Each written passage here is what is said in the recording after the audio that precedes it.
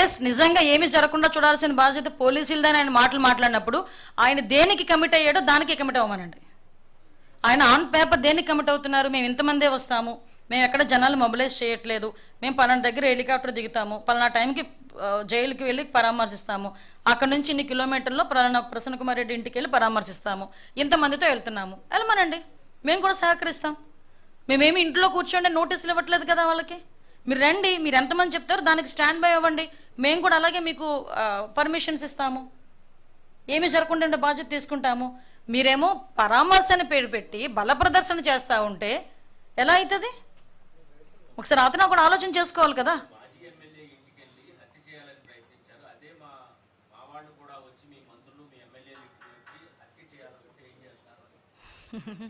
కాదండి, హత్య చేయాలి అనుకున్నారని అతను మాట్లాడుతున్నాడు.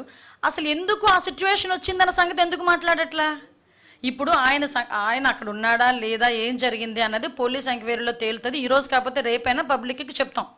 ఓకే, అసలు దానికి గల కారణాల గురించి మాట్లాడమనండి, బేస్ మాట్లాడమనండి. ఇప్పుడు ప్రసన్న కుమార్ రెడ్డి నోటుకొచ్చినట్టు అలా మాట్లాడడం కరెక్టేనా? ప్రసన్న కుమార్ రెడ్డి చెల్లెలు వరస అయ్యే వ్యక్తి గురించి అంత వ్యక్తిత్వ హననం చేయడం కరెక్టేనా? ఆవిడ చెల్లెలు వరస అవ్వటమా అవన్నీ కాదండి, ఒక మహిళ, ప్రజాప్రతినిధి, ఈరోజు సిట్టింగ్ ఎమ్మెల్యే. అలాంటి ఆవిడ గురించి నోటికొచ్చినట్టు నువ్వు పబ్లిక్ మీటింగ్లో మాట్లాడుతుంటే పక్కన కూర్చున్న మిగతా ప్రజాప్రతినిధులు చప్పట్లు కొడతారా అండి? దాని గురించి మాట్లాడేందుకు జగన్మోహన్ రెడ్డి? దాని గురించి మాట్లాడమనంటే దమ్ముంటే.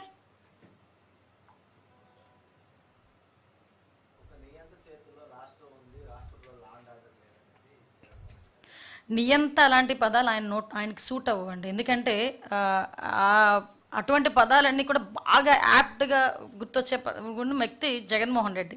అంటే లాస్ట్ 5 సంవత్సరాలు చూశారు నియంత పరిపాలన ఎలా ఉంటుంది, హిట్లర్ పరిపాలన తలదన్నేటట్టుగా పరిపాలించాడు జగన్మోహన్ రెడ్డి అన్నది అందరికీ తెలిసిందే. దానికి తగ్గట్టుగానే 11 సీట్లు ఇచ్చి కూర్చోబెట్టిన పరిస్థితి మనందరికీ తెలుసు. అందులో మీ పాత్ర ఉంది, నా పాత్ర ఉంది, అందరి పాత్రలు ఉన్నాయి, అంతే కదా. కానీ ఈయన ఈరోజు అలా మాట్లాడడం, నిజంగా చంద్రబాబు నాయుడు గారు నియంతలా మాట్లాడితే కనుక ఈరోజు జగన్మోహన్ రెడ్డి రోడ్ల మీదకి వస్తాడా? ఇంతమంది రోడ్ల మీదకి వచ్చి మాట్లాడతారా? మేము ప్రజాస్వామ్యబద్ధంగా వెళ్తున్నాం, ప్రజాస్వామ్యపరంగా అతనికి ఉన్న హక్కుల గురించి మేము మాట్లాడుతున్నాము, మేము ఇస్తున్నాము. కానీ యాజ్ పర్ రూల్ వెళ్ళండి అని చెప్తున్నాము. యాజ్ పర్ రూల్ వెళ్దాం అంటేనే నియంత అంటే మరి నోటుకొచ్చిన మాట్లాడే పరిస్థితుల గురించి ఏం మాట్లాడాలి?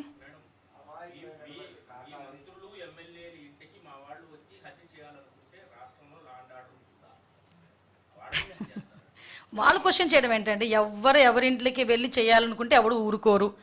లా అండ్ ఆర్డర్కి ఇబ్బంది కలిగే పరిస్థితి వస్తే ఎటువంటి వ్యక్తి మీదైనా చర్యలు తీసుకోవడానికి ఎన్డీఏ కూటమి సిద్ధంగా ఉంది.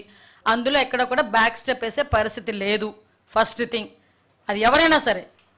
ఏమండి, మళ్ళీ చెప్తున్నా, భారతిరెడ్డి గారి గురించి ఒక మాట మాట్లాడాడంటేనే సోదరులా భావించి గౌరవ ముఖ్యమంత్రి గారు ఇమీడియట్గా యాక్షన్ తీసుకొని తెలుగుదేశం పార్టీ కార్యకర్త అయిన అతన్ని కూడా రిమాండ్కి పంపించిన పరిస్థితి, ఆ రోజు కేసు పెట్టిన పరిస్థితి. మేము తప్పులాగే చూస్తాం, కప్పిపుచ్చాలని మేము చూడటం. కానీ ఒకటి మాత్రం చెప్తున్నా, మహిళల గురించి నోటుకొచ్చినట్టు మాట్లాడేటప్పుడు కూడా ఇలాంటి క్వశ్చన్సే వేసుకోమని మాత్రం వాళ్ళకి చెప్తున్నాను నేను.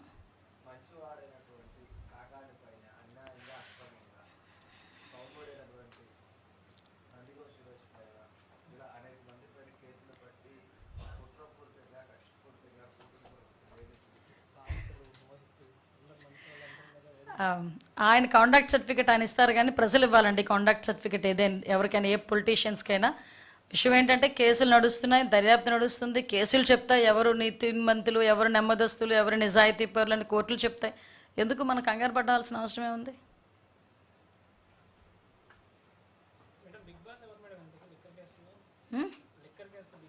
ఎందుకు మీకంత తొందర? ఎందుకు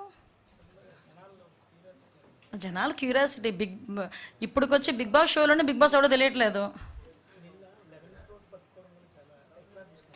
ఏముందండి, ఈరోజు దర్యాప్తులో భాగంగా కొన్ని చోట్ల రైడ్లు జరుగుతాయి, కొన్ని దర్యాప్తులో భాగంగా జరుగుతూ ఉంటాయి. అది ఎలా చట్టం తన పని తను చేసుకెళ్ళిపోద్ది అంతే. మన లాస్ట్లో అల్టిమేట్గా ఏం జరిగిందన్న దాని గురించి మాట్లాడుకోవాలంతే.